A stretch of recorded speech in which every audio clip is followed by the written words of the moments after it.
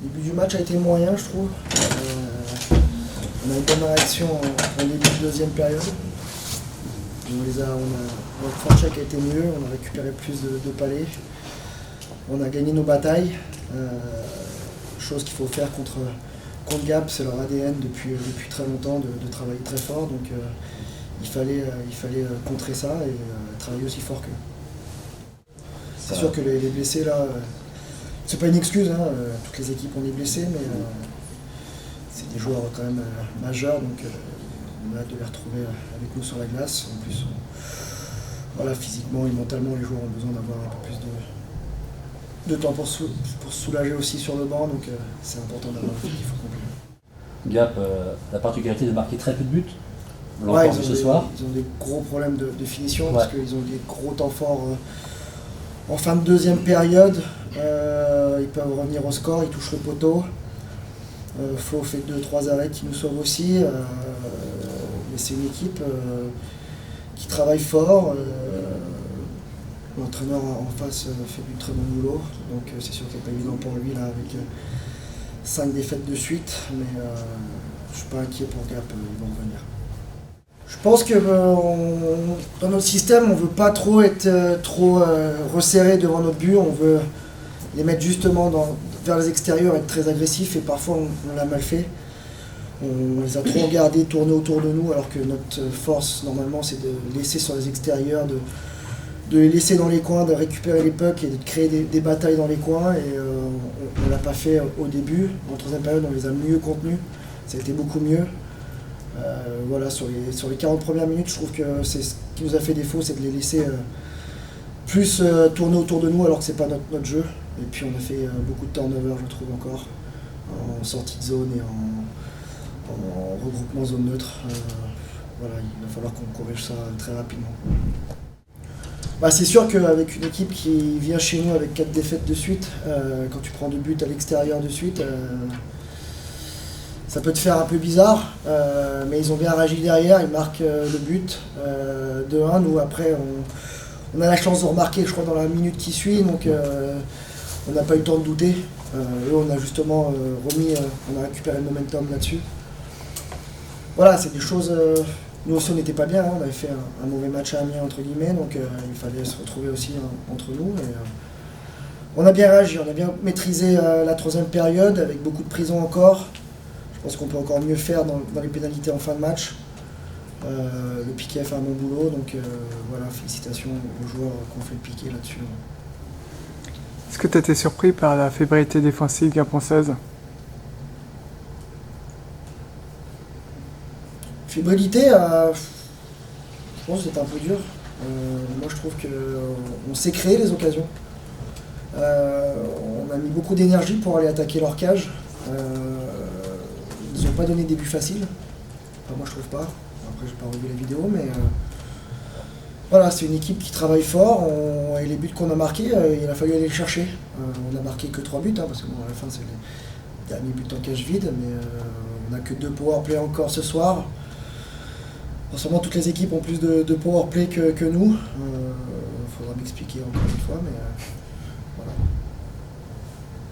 Un mot sur Danny Bouchard, on se sent un peu pas au top de sa forme. Ouais, il n'est pas au top de sa forme, c'est juste que c'est un buteur. Un buteur, c'est pas compliqué, hein. Quand ils n'ont pas de but, ça devient un peu compliqué dans leur tête. Là, c'est plutôt mental que physique. Voilà, il faut qu'il marque un petit but. On appelle ça un garbage goal, un but facile. Ça va lui faire du bien. Et pourtant, ce soir, il a tenté quand même pas mal de lancer. Il a peut-être forcé des jeux qu'il ne fait pas d'habitude, mais les occasions, il les a, donc c'est au moins positif. Il faut trouver du positif dans le négatif pour lui. Mais voilà, on lui a parlé avant le match. Il ne faut pas qu'il force les jeux. Ça va venir tout seul. Il n'est pas inquiet, c'est quelqu'un qui a toujours produit depuis qu'il est en France. Donc oui, c'est sûr que c'est une période un peu compliquée, mais il va s'en sortir. Sans renier du tout l'adversaire, de l'aveu même d'Eric Blais, c'est pas la même équipe que l'année dernière, c'est pas le même effectif, c'est pas le même état d'esprit. Gap, vous le ressentez vous sur la glace ? Oui, mais c'est sûr que Gap, c'est pas, voilà, il joue pas comme les autres années, le top 4, même s'ils ne le disaient pas, mais ils avaient le budget du top 4. Maintenant, ils ont peut-être un budget un peu moindre, ils jouent avec leur qualité. Par contre, ce qu'on ne peut pas leur enlever, c'est que voilà, ils ont travaillé quand même pendant 60 minutes, ils ont joué au hockey, ils ont fait des choses. Pendant 55 minutes, on peut dire, et les Pendant 5 minutes leur coûtent le match. Voilà, quoi. voilà, et nous, pendant leur début de deuxième période, nous, on a concrétisé nos occasions. On aurait peut-être pu en mettre plus et se mettre à l'abri plus tôt. Mais après, voilà, ils ont une réaction. Moi, je pense que cette équipe de Gap va pas être en bas. Non, non. Je suis pas inquiet. Il leur reste quand même Miskevich, leur bon buteur qui est blessé, qui avait fait un très bon début de saison. Donc, vous le mettez dans ces lignes-là. C'est pas parce que c'est un joueur qui change avec l'équipe, mais ça change quand même la gueule des blocs. Donc, voilà, comme nous, avec 2 joueurs en moins, bah, ça change aussi les blocs. Donc, aujourd'hui, un blessé peut faire changer aussi un effectif. Donc voilà, je ne suis pas inquiet pour eux. Nous, on va se préparer maintenant pour Cham. Ça, c'est le plus important maintenant. Un peu de repos aussi pour les joueurs, ils ont besoin. On a bien travaillé depuis le mois d'août. Et d'avoir une petite journée off et puis une journée optionnelle dimanche pour justement, mentalement surtout, je pense que ça va faire du bien de couper un peu avec ce déménagement dans cette nouvelle patinoire, d'avoir travaillé depuis le début du camp comme des malades, donc ça va leur faire du bien aussi physiquement et mentalement. Mentalement surtout, Philippe ? Ouais, je pense mentalement c'est important. Ouais. Parce que physiquement, si je ne m'abuse, d'aucuns disaient que c'était peut-être la préparation la plus intense qu'ils aient eue à Angers. Il marque un peu le pas, non ? Bah, c'est sûr qu'on est programmé pour être en forme, pas à l'instant T. Quand on travaille, c'est sur tout le long de la saison, c'est un processus qui est long. Donc là, oui, c'est sûr que c'était une grosse préparation. On a eu la préparation Anglette avec des chaleurs un peu excessives aussi, qui a tiré un peu sur les organismes. Justement, Cédric s'en est pas remis avec ses adducteurs un peu à cause de ça. La glace était un peu difficile. Donc voilà, puis mentalement, je pense que ça fait du bien parfois de ne pas venir à la patinoire, d'avoir ce manque. J'ai un entraîneur qui me disait toujours qu'il faut mettre pas off complet, juste en veille, et puis revenir lundi en ayant le bouton on et puis être motivé et de vouloir envie de travailler. Ça, c'est le plus important. Sur Julien, encore un but ce soir, il fait un bon début de saison. C'est le fait qu'il ait quitté le Havre, qu'il ait pris Capitana, que ça soit sa dernière. Non, je pense pas. C'est quelqu'un qui travaille. Le but qu'il marque, c'est du Julien. Il traîne, il est là, il travaille, il récupère, il freine, il repart, il a le rebond. Voilà, c'est ce qu'on lui demande. Oui, il a un bon début de saison parce que son corps le laisse tranquille aussi.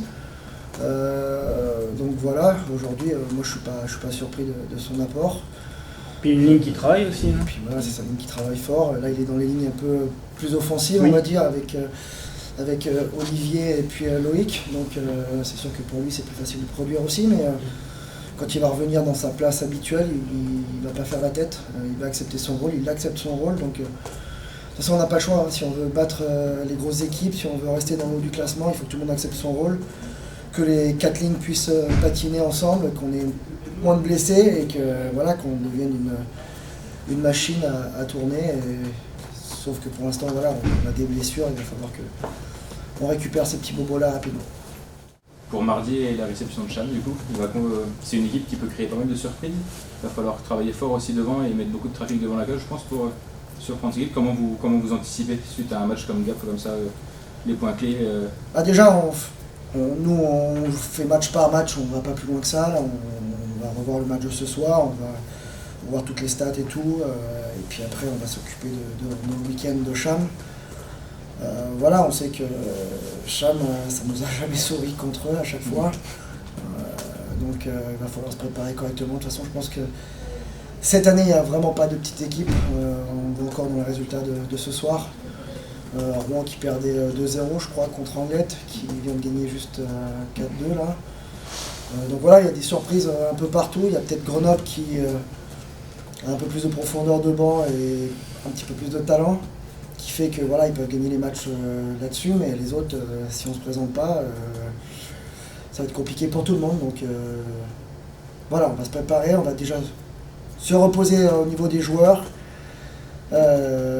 Mentalement, physiquement, et puis être lundi prêt à 100% pour se préparer à l'entraînement.